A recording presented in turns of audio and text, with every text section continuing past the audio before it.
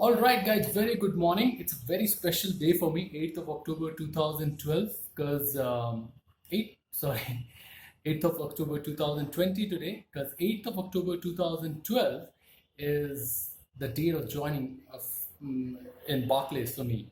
And it marks my almost 17 years career and 8 years with Barclays today. I want to start with thanking Barclays for various reasons, and that's the theme of the video. I'm going to tell you that why it is so important, and I think that's the reason. You know, uh, in many ways, I think my life coaching and mentoring is very true and close to ground. It's not just certificate written, some books, or simply a lot of people. I see a lot of senior people and junior people as well. They think that, oh, you know what, just start doing some videos, or particularly senior people. They think that just because they are in a senior position, they can ask some people to sort of like and sort of talk some good things about themselves, or you know people just sit and listen to them, they can become life coach. That's not what it is. It's the experience, the integrity of going through situations, integrity of living the situations and coming out of it, and finding a negotiable solution if at times not a totally acceptable to yourself kind of a solution, but getting the best out of it. And I think these are the experience. Barclays is one of the experience, and this experience actually starts slightly before Barclays. So let me just get back to this, and hear me out. This is particularly important in this COVID times. So, I'm getting a lot of calls with people asking for help, finding themselves demotivated, depressed, blah blah blah. I empathize with you, but listen to this. I came back from UK after finishing my MBA in 2011, at the beginning of 2011, or end of it, sorry, November, around November. And, there was this huge thing that, going to UK, and, people are not realistic, right? You'll come back and get a big, sort of a smashing kind of a job with big money and all that kind of stuff. Thankfully, somewhere, I think due to my humble background and, sort of the kind of upbringing I had, I was always very genuine to what I could expect and what I should expect, and blah blah blah, and just simply live through your degree, the purpose of going to UK and all that kind of stuff. So when I came back, I was incredibly calm for some reason, because I took the decision and I knew what's going on, and I told people, explained people, but it was a choice that they made. So they were like, when are you getting the job? What's the job you're going to get? Some of my friends were funny, but I'll talk about those discussions later. Some people who have been friends for me 10 to 12 years, and they became extra friend with a high degree of friendship when I was in UK. And suddenly, sorry, when I came back to India, suddenly all that was gone for few people. Some people really stuck back. Now, I was sitting at home from November onwards, and I was trying at different jobs, and obviously the response was not great. And I had this plan that, okay, fine, if this doesn't happen, I'm going to go step 2, 3, and 4. And I'm not going to go through all that detail. And there came a time I had 3 to 4 rejections in a row, and very close ones, to the extent that HR of that organization, I'm not going to name that organization, the HR of the organization called me, say, hey, you know what, I know what you're going through. I want you to know that everybody in the panel liked you except a couple of guys, and the Indian guys and their perception Indian interviewers, because I was interviewed by a couple of Americans, because it was an American company, and so the Indians had a thought that somebody who's out of job and went for studies abroad, doesn't really, I don't fit the bill, whatever. So all things were going on, and I had this plan that by mid-year 2012, if I don't get something, what I'm going to do is that I'm going to start exploring my entrepreneurial vision, and that vision was really to get on with some kind of a small-time business, because I also I have an inclination towards entrepreneurship, and I will become an entrepreneur at some point in time in my life. I don't know when, but maybe soon, maybe later, but some point in time. But so I was getting there, and and I knew that in the interim, if I don't get a job, and if I think that I need something, I'll do a small time, mm, you know, in between kind of a bridge job. And I was into after all these failures, and I had a call from Barclays around, I think, in the month of June 2012. And I went to Chennai, all the way up to Chennai, and you know went through two rounds of interview. I went for one position, but somehow the person who was interviewing me was from Scotland and from Glasgow, and that person liked me and said that we would want you to be interviewed by somebody else, and she referred me at the same time.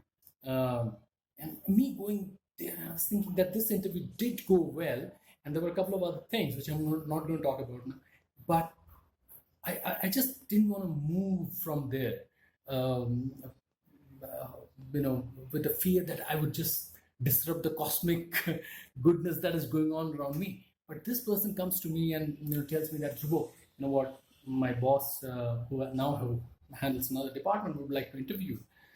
It's like, okay, fine. And I went for the interview, and the boss liked me as well. And the boss tells me that, hey, you know what? I really like you. Now you got to make the choice that which one do you want to go for? The one that you came for, or the one that I've interviewed for? I had this 1 minute silence, and I was like, just give me the job. I need the job. So you guys decide. You guys decide which position you want me to be in, which department, blah blah blah. But I need the job. You can imagine it was nice. Obviously, they were not going to come up with the results then and there. So I came back to Delhi. I was incredibly quiet. I was feeling slightly positive. I would be honest on that. And I was thinking what to do. But I think about 1 month went, and I didn't get a call from Barclays. Obviously, Barclays was expanding in Chennai, and hiring and all that kind of stuff was going on. So there must have been a lot of work. And in the meanwhile, what I did is that I started my work, and I said, you know what, whatever happens, let me just start, because this was anyways part of the plan. So let me start my small little work. And I started my small little work there. And I remember one of the evenings I was sitting I was staying at my parents' place for about 3-4 months, 6 months maybe, around that time. And I just looked up on the sky and I just said, well, God, because I'm really connected, and I feel I'm connected. And I was like, well, is this what you're going to do to me? And I'll be honest, I had a few drops of tears in array, and my honeybee, my soft part of my heart, my nephew, runs up on the rooftop, and it was, I think, around 7 or 8 in the night, and he was like, Chachu. He calls me Chachu, which means uncle in Hindi. And he is well versed in Hindi than Bengali. So he was like, Chachu, Chachu, Monima has come. Monima means my wife. She calls him Aunt Monima. So Monima has come to. And he realized that I was quite pensive and I was quiet. And he came and hugged me. And I walked down. And I was still thinking, what's going to happen? Why am I not getting the calls? Is it going to be just like the other ones, that I'm not going to get this role or this job? And a few days passed, and to go to Chennai, I took a flight, and as per the agreement, the flight tickets will be reimbursed. And I called the Barclays and I said, guys, it's been so many days and I've not heard back from you guys. At least you should let me know if I'm not getting the job, and all that kind of. Obviously, I had fears and frustrations and all that kind of stuff. So, you can imagine. It's like, they'll say, okay, what's your name and all that. And this gentleman took down all the details. And very composed, calm. I'll tell his name. I really like that guy. And very calm and composed. It's like, guys, you know what? Just give me my money back. Please reimburse me for the flight at least. It's like, but you are hired. And that thing was like sweet melody. I don't know, the most melodious voice by the gentleman, and he says that you are hired. And sorry, slightly wrong. He said that, can you give me 30 minutes? Sorry, he took about 30 minutes. And he said, I'll call you back. He calls me back and said, Dhruvo, you are hired. We're in the process of sending your letter. I don't know. Yes, it is a bit of a delay, but we'll send your appointment letter soon. Before that, you'll get a call and we'll have the salary discussion on that, which I'm not in a position. It's not my job. There's a gentleman who does that, but I'll make sure it's done fast. So tomorrow you get a call. You agree on the salary because that's important, and start. And trust me, guys, that's the serendipity, that is the positivity, that is the optimism that I hung on to.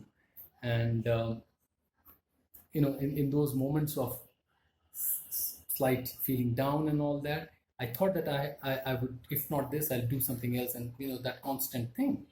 And, but I still did my interview well, and all that kind of stuff.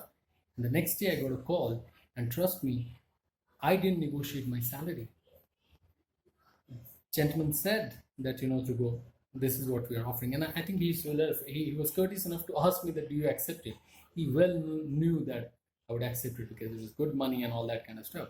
Or probably there are people who would have asked like exponentially high hikes and all that. But whatever may be the situation, I accepted it. And they said, we're going to send you to Chennai. I said, perfect. I love my India. Anywhere, doesn't matter. I've worked in South India before. So, welcome. Chennai is pretty welcome. And that's how I joined Barclays. And then the 8 years of various things in various departments, various bosses, that's a different story altogether. But somehow, somewhere in my heart, I continue to feel very gratified for that moment to the gods and Barclays, because at that point in time, I was not just jobless. I had my financial resources drying up. I'm always, generally always, and by God's grace till today, touch wood, I'm always managed my finance well, and it was managed then as well. But you can see that it was coming down. So I really thank, and I remember, and I remain gratified for that day. And I will remain gratified for that day when I got hired. So 8th October 2012. Thank you so much, Barclays. And I want everyone to remember that it's not lost at all. If you have felt at any point in time it's lost and it's finished, it is not. It is a dip. As long as you're alive, life goes on. It is always a dip. You will come back up. Remember that. With that positivity, I want to thank Barclays once more. Thank you, Barclays, and thank you, gods, and stay blessed. Bye-bye.